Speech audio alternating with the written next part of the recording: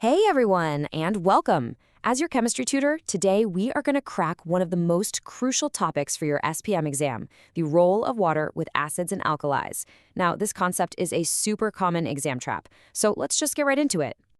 But hey, before we dive in, just a quick reminder, the best way to make sure this stuff sticks is by actually doing it. So after we're done here, you can test yourself on everything we cover by heading over to MCQ SPM.com. Or, just scan the QR code you see on your screen to practice with real past year questions. Okay, let's get started with a question that, I'm telling you, catches even the best students off guard in the exam hall. It's a classic trap, and it's designed to test a very, very specific piece of your chemistry knowledge. Have you seen this one before? It seems so simple, right? I mean, ethanoic acid is an acid, so it should turn blue litmus paper red. Duh. But that one little word, glacial, well, that changes everything. They're testing a very specific concept here. So what's the big deal? The reason this is such a classic trap is because it gets to the very heart of what an acid is, what actually makes it an acid. The power these chemicals have isn't just automatic, It actually needs to be unlocked. And the key, well, it lies in one simple secret ingredient. So what is that secret ingredient? You might have guessed it. It is all about water. Yep, H2O. Its presence, or more importantly, its absence, is what makes all the difference. It's the line between a substance showing its powerful properties and it just, well, sitting there as a bunch of useless molecules. Let me give you an analogy to make this crystal clear. Imagine a pure acid molecule, like our glacial ethanoic acid, is a locked treasure chest. Now, inside that chest, there's treasure, right? That's its acidic power, but the chest is sealed shut. You can't get to it. And here's the kicker. There is only one key in the entire universe that can unlock this chest and release that power. And as you can see, that key is water. Without water, that chemical's true power stays locked away forever. So when water shows up, it's like putting the key in the lock. It unlocks the molecule and boom, the treasure inside is released. In this case, that treasure is hydrogen ions, or H+. This whole unlocking process has a fancy scientific name, and you need to know it. It's called ionization. So remember, the crucial point is this: no water, no ionization, no hydrogen ions. Okay, so now that we get the whole treasure chest idea, this concept of ionization, let's look at the official definitions that you absolutely need to know for your exam. This is the kind of language the examiners are looking for. Okay, so officially, an acid is a chemical substance that ionizes in water to produce hydrogen ions, H+. The keywords there, the ones you have to remember, are in water. Without water, something like hydrogen chloride is just a gas molecule. But the moment you dissolve it in water, it becomes hydrochloric acid because it ionizes and releases those powerful H+ ions. And guess what? It's the exact same story for alkalis. An alkali is a chemical substance that ionizes, you guessed it, in water to produce hydroxide ions, or OH-. A solid little pellet of sodium hydroxide won't feel slippery at all, but dissolve it in water, and it starts releasing those OH- ions, giving it all those classic alkaline properties we know about. This table just lays it all out perfectly. Think about it.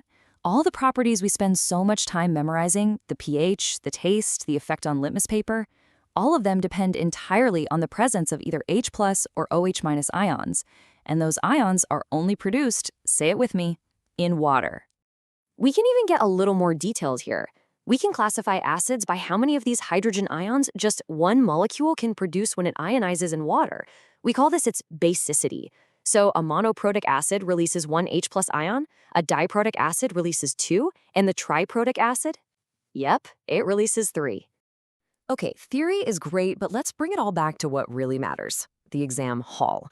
I'm going to give you a super simple, foolproof, 3-step strategy to answer any question on this topic correctly every single time. All right, you've got to memorize this process. It's your game plan. Step 1, be a detective. Scan the question for your first clue. Is water mentioned? Is it aqueous, or is it pure, solid, gaseous, or that sneaky word glacial? Step 2, based on that clue, decide if ionization happens. And finally, step 3, what's the result? Are H+ or OH- ions present? If they're not, then there are no acidic or alkaline properties to show. It's that simple. Okay, time to put our strategy to the test with a real past year question from SPM 2011. The question asks about the characteristic of hydrogen chloride that lets it show acidic properties in water. See that? What's the key here? Let's use the steps. Step 1. The question literally hands us the answer on a silver platter. It says in water. That's our trigger. Step 2. Okay, because water is present, we know for a fact that ionization must occur. Step 3. And what does HCl produce when it ionizes? Hydrogen ions. So the answer has to be, it ionizes in water to form hydrogen ions. See? Perfect.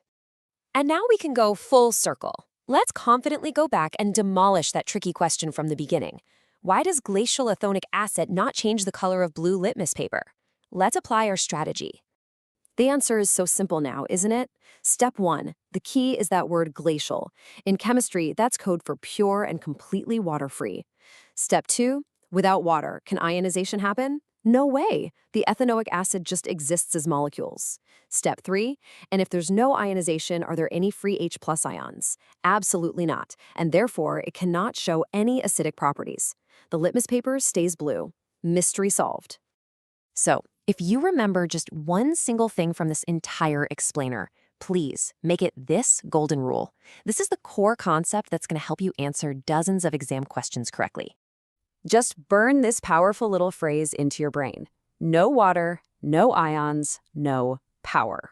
And this applies to both acids and alkalis. Water is the essential key that unlocks their ability to ionize and release those H+ or OH- ions, which, as we now know, are the source of all their properties. And that is a wrap. Ponder that final question on your screen. It's a great way to extend your understanding of this concept. And hey, don't forget to put this new knowledge into practice over on MCQ SPM. Good luck with your studies, and I'll see you in the next explainer.